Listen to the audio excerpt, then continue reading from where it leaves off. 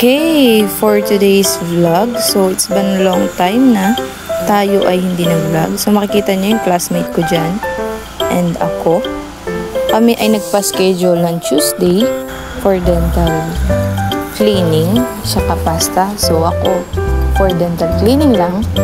Yung aking classmate na si Angeline, shout out kay Angeline, ay cleaning saka pasta. So, in-avail na namin bago matapos ang aming graduation kasi sayang naman kung hindi namin i-avail. Yan nga pala, shoutout kay Doc. Napakabait niyan. Ayan, hintay-hintay yung classmate ko. Binibidyohan ako. Madugo. Kasi ang daming nakuha sa akin sa ipin na malulumihan. At ayan na nga. Pumunta na kami after namin kumain, pumunta na kami dun sa venue ng Dos Villa. Buti nga nakalibre pa ako ng sakay eh. So, ayan, ang mga senior high na nauna sa amin mag-practice.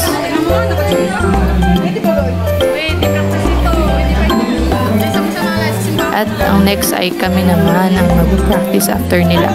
So, napakainit, grabe. Kahit sa loob niyan, hante, ang init.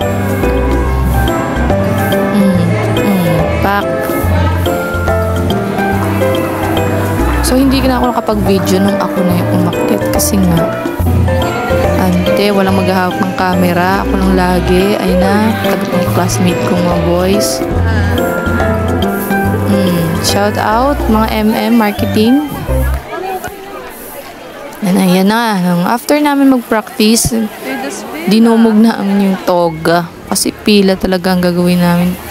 At flex ko nga yung pangalan ng venue. Ayan, Dos Villa. Napakainit, grabe. Biruin mo yan, nakapila kami sa sobrang dami namin, nakapila sa toga. Inabot na kami ng ilang oras doon. Grabe. Init na. Kaya sino bagang pagkagising mo sakit ng katawan, di ba? Ayun na. Nakasakay na ako niyan sa Raymond. At alas 6 na niyan.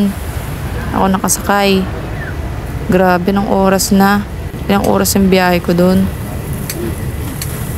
And then, Sarela na bayan. So, pag nakarating na ako dyan, mga 10 minutes or 15 minutes pa ako makakarating sa bahay.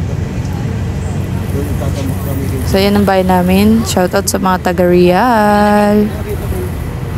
And, ayun.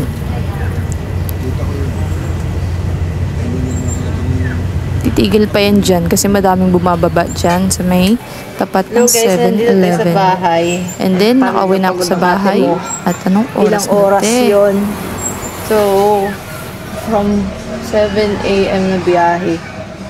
Anong oras na ngayon? Alas 6, medya, quarter 2. Mga 6:30. Ay, hindi. Mga 6. Wait lang. Time check.